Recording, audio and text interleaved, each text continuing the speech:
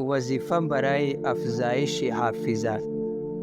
اگر کسی کو حافظہ کی کمزوری کی شکایت ہو، یاد کی ہوئی چیزیں بھول جاتا ہو، تو اس کے لیے یہ وظیفہ نہایت مفید و مؤثر ہے۔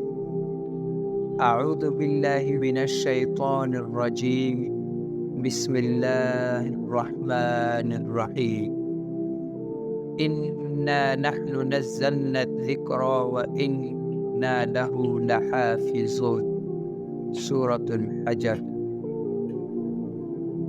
سنقرئک فلا تنسى، سورۃ الاعلی۔ اس وظیفے کو 11 مرتبہ یا 40 مرتبہ یا 100 مرتبہ پڑھ کر دم کرے۔